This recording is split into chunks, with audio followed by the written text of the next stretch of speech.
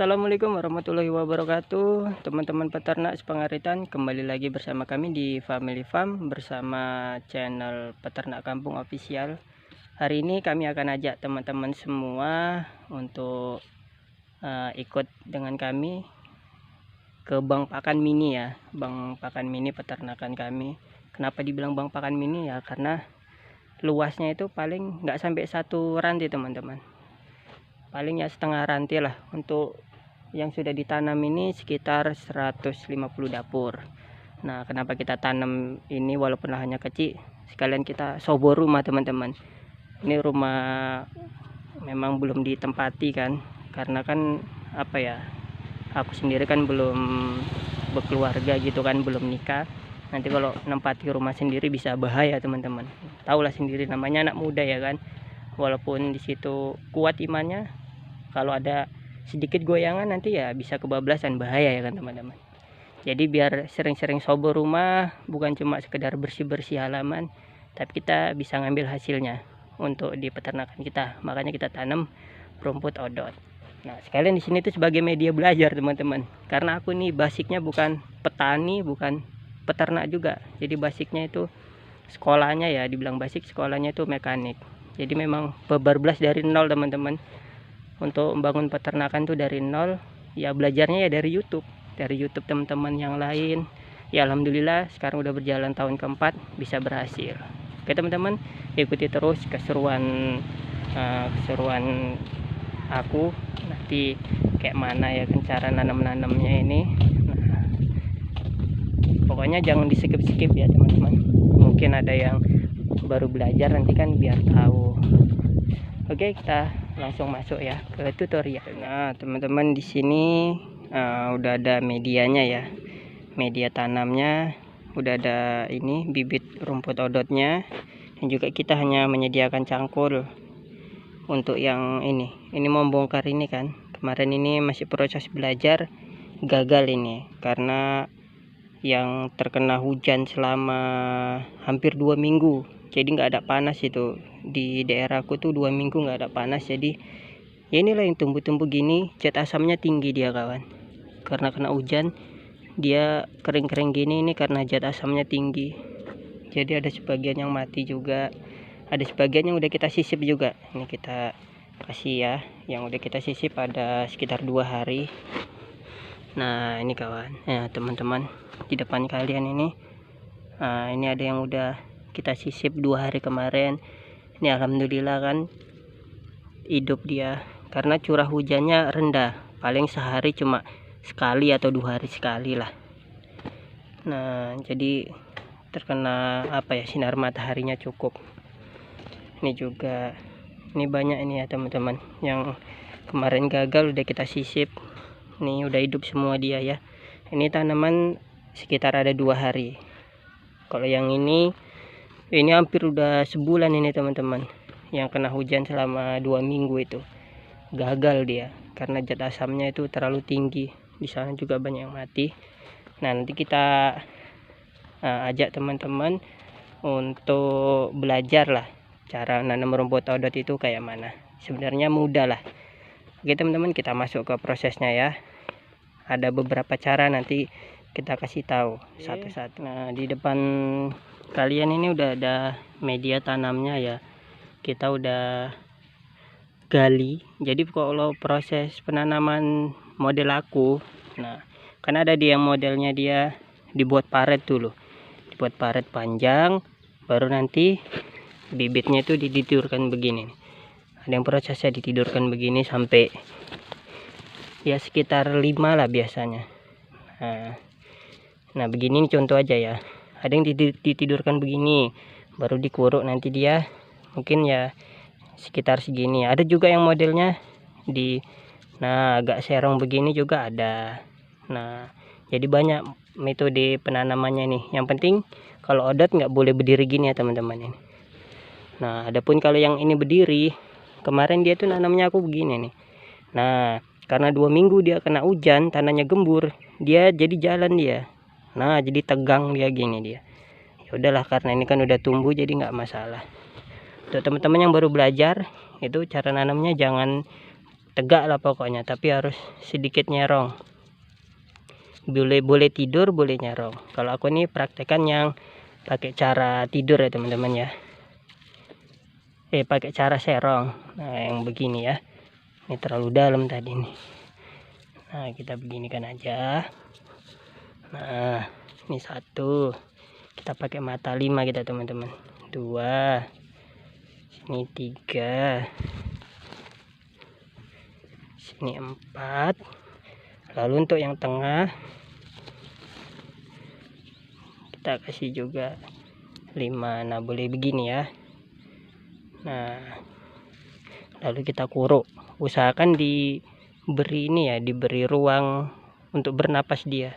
Iya, bernapas pula ya, pokoknya gitulah. Jangan kalau model gini jangan dibenam semua. Kalau yang tidur juga sebenarnya nggak dibenam semua dia teman-teman, masih ada ya sekitar dikasih napas lah walaupun sedikit. Nah sebenarnya mudah ini nanamnya. Nah cuma begini aja ini udah. Nah oke teman-teman, nah ini udah jadi, tinggal ya nunggu beberapa hari sampai dia turbus kayak yang sebelah sana. Nah sekarang aku kasih tahu cara kalau ini misalnya gini, yang teman-temannya yang di samping-sampingnya ini ada yang mati, itu namanya disisip. Nah caranya cuma pakai pakai tongkat gini aja kalau aku. Nah teman-teman, sekarang kita masuk ke metode penyisipan. Kan di sini hidup lah ini. Nah hidup walaupun ini nampaknya kadar asamnya terlalu tinggi nih, jadi kita biarkan lah, nggak usah kita cabut dulu karena untuk belajar kan. Dan kawannya ini mati teman-teman, ini nggak perlu pakai cangkol, nggak perlu kita gali. Kalau mungkin udah capek, pakai aja tongkat kayu atau tongkat besi, kita cocokkan ke lubang yang sama ya teman-teman. Cocokkan ke lubang yang sama dengan kemiringan seperti ini. Nggak boleh tegak ya, nggak boleh tegak lagi. Kalau tidur lagi boleh, karena kan begini teman-teman, di sini kan dia ada ruas-ruas ya. Nah di rumput ini kan ini yang nonjol-nonjol ini kan ada ruas-ruas. Ini nanti bakal ngeluari trubus yang seperti ini. Nah jadi kalau kita nanamnya berdiri gini, jadi yang trubus ini ya cuma tumbuhnya gini. Nah jadi rumput teman-teman nanti tumbuhnya itu nggak bisa, dapurnya itu yang awalnya segini nggak bisa lebar gini. Ya awalnya segini ya segini aja. Awalnya nanamnya cuma gini ya udah, ini tumbuhnya kayak tiang bendera gitu aja teman-teman, nggak bisa berkembang. Bisa berkembang tapi waktunya lama. Beda kalau halnya kita nanamnya dengan cara tidur gini, nanti kan ini terubus dia, akar-akar atau ini tanaman barunya ini tumbuh dari sela-selanya ini. Nah kan awalnya nanamnya cuma segini, nanti awal bisa jadi banyak deh teman-teman dapurnya. Nah itulah dia fungsinya. Sama juga kalau dimerengkan, kita benam segini, nanti di sini juga akan tumbuh terubus-terubus yang baru. Itulah fungsinya kenapa nanam modot ini nggak boleh berdiri, harus tidur. Kalau enggak ya agak sedikit dimerengkan. Nah sekarang kita cucuk aja teman-teman. Nah kita uruk lagi. Nah usahakan setelah setelah penanaman harus disiram ya teman-teman, harus full disiram dengan kenyang. Jadi nggak boleh disiram jambu, atau bahasanya disiram cuma sedikit. Nah ini yang lain udah disiram ya. Sekarang kita masuk ke proses pemupukan. Kita ikuti alur paretnya ini aja, atau alur tengahnya ini teman-teman. Jatuh. Untuk pemupukan kita asli tidak mengeluarkan biaya ya teman-teman, baik untuk perkebunan sawit kita, untuk perkebunan rumput, bang pakan, semuanya hasil dari domba, baik urin dan juga kotorannya atau koheng lah bahasa kaliannya.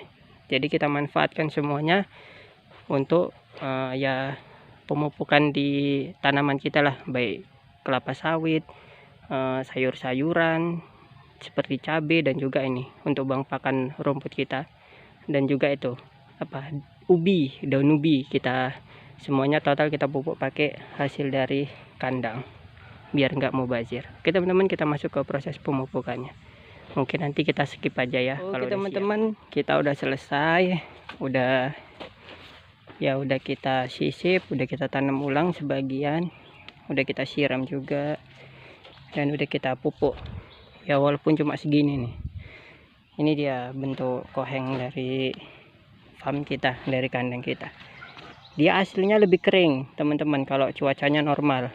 Nah, kemudian lagi kan, karena kemarin itu kena hujan 2 minggu, terus media untuk ngeringkan kotoran domba di farm kita itu cuma tanah biasa ya. Jadi kalau terkena hujan terus ya jemek dia teman-teman.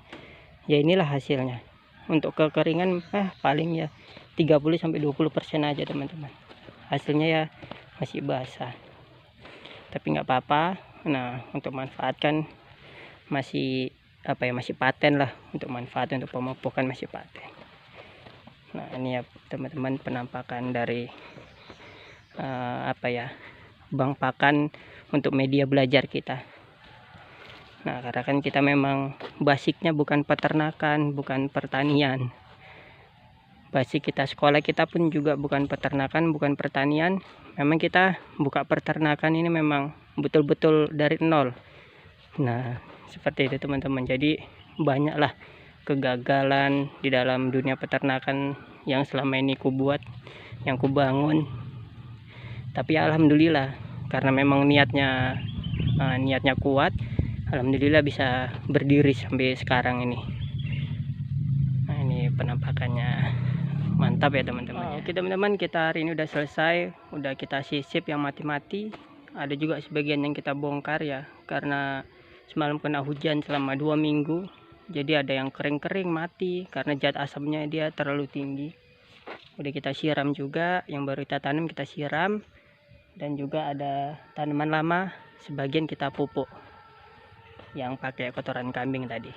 Nah, oke kawan-kawan, mungkin dari teman-teman senior lain ada masukan atau saran kayak mana baiknya cara nanam rumput odot, cara memupuknya, boleh tulis saja di kolom komentar ya para senior, karena juga itu termasuk masukan untuk kami, edukasi yang sangat berharga untuk kami, karena juga kami di sini baru belajar ya, untuk peternakan ya baru berjalan 4 tahun.